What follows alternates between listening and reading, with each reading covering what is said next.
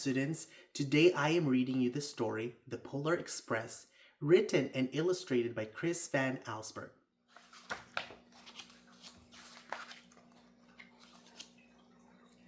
On Christmas Eve, many years ago, I lay quietly in my bed. I did not rustle the sheets. I breathed slowly and silently. I was listening for a sound of a friend had told me I'd never hear, the ringing bells of Santa's sleigh. There is no Santa, my friend had insisted, but I knew he was wrong. Late that night, I did hear sounds, though not of ringing bells. From outside came the sounds of hissing steam and squeaking metal. I looked through my window and saw a train standing perfectly still in front of my house. It was wrapped in an apron of steam. Snowflakes fell lightly around it. A conductor stood at the open door of one of the cars. He took a large pocket watch from his vest, then looked up at my window. I put on my slippers and robe. I tiptoed downstairs and out the door. "All aboard!" the conductor cried out. I ran up to him. "Well," he said, "are you coming?" "Where?" I asked. "Why, to the North Pole, of course," was his answer. "This is the Polar Express." I took his outstretched hand and he pulled me aboard. The train was filled with other children, all in their pajamas and nightgowns. We sang Christmas carols and ate candies with nougat centers and white as snow. We drank hot cocoa as thick and rich as melted chocolate bars. Outside, the lights of towns and villages flickered in the distance as the Polar Express raced northward. Soon there was no more lights to be seen. We traveled through cold, dark forest where lean wolves roamed and wide-tailed rabbits hid from our train as it thundered through the quiet wilderness. We climbed mountains so high it seemed as if we would scrape the moon, but the Polar Express never slowed down. Faster and faster we ran along, rolling over peaks and through valleys like a car on a roller coaster. The mountains turned into hills, the hills to snow-covered plains. We crossed a barren desert of ice, the great polar ice cap. Lights appeared in the distance. They looked like the lights of a strange ocean liner sailing on a frozen sea. "There," said the conductor, "is the North Pole." The North Pole, it was a huge city standing alone at the top of the world, filled with factories where every Christmas toy was made. At first we saw no elves. "They are gathering at the center of the city," the conductor told us. "That is where Santa will give the first gift of Christmas." "Who receives the first gift?" we all asked. The conductor answered, "He will choose one of you." "Look!" shouted one of the children. "The elves!" Outside we saw hundreds of elves.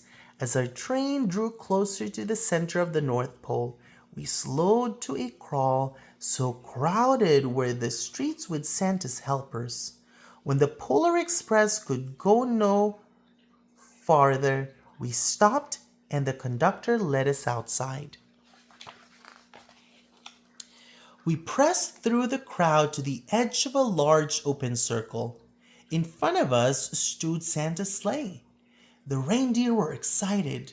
They pranced and paced, ringing the silver sleigh bells that hung from their harness. It was a magical sound like nothing I'd ever heard. Across the circle, the elves moved apart and Santa Claus appeared. The elves cheered wildly. He marched over to us and pointing to me said, "Let's have this fellow here." He jumped into his sleigh. The conductor handed me up. I sat on Santa's knee and he asked, "Now, what would you like for Christmas?" I knew that I could have any gift I could imagine, but the thing I wanted the most for Christmas was not inside Santa's giant bag. What I wanted more than anything was one silver bell from Santa's sleigh. When I asked, Santa smiled. Then he gave me a hug and told an elf to cut a bell from a reindeer's harness. The elf tossed it up to Santa. He stood holding the bell high above him and called out, "The first gift of Christmas."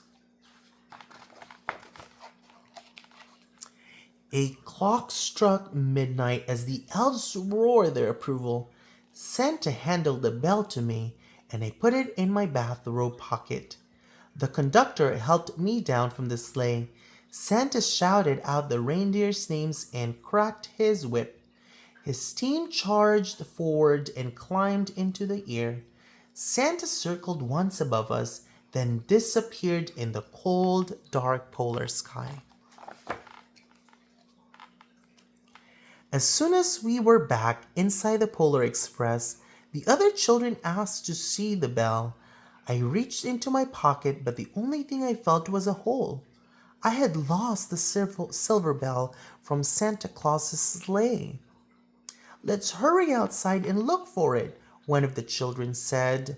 But the train gave a sudden lurch and started moving.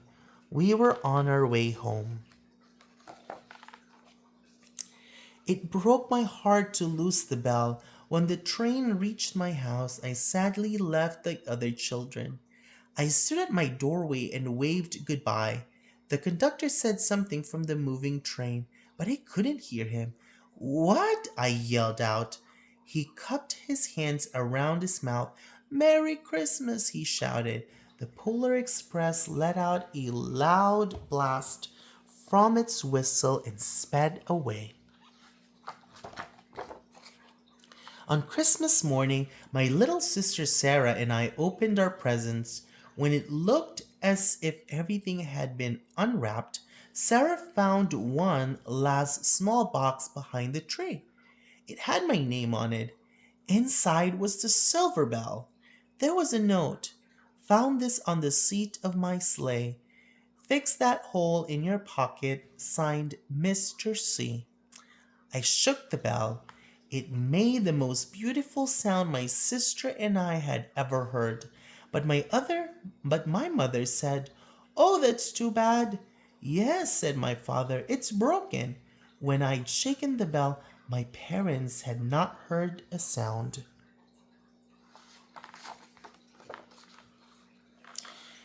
At one time, most of my friends could hear the bell, but as years passed, it fell silent for all of them. Even Sarah found one Christmas that she could no longer hear its sweet sound. Though I've grown, the bell still rings for me as it does for all who truly believe. The end. A note from Chris Van Allsburg. As children, we did not grow up steadily, one day at a time. Occasionally, we would leap forward, getting separated from our mother in the supermarket and holding panic at bay. Finding her on our own could make us instantly feel a year older. It is the same way we felt when we rode off alone on a bicycle for the first time. While most of these experiences left me exhilarated, there was one leap forward that produced less welcome emotions. When I was 8 years old, I began to consider the possibility that Santa Claus was not real. Embracing the suspicion made me feel grown up, very suddenly and also very unhappily.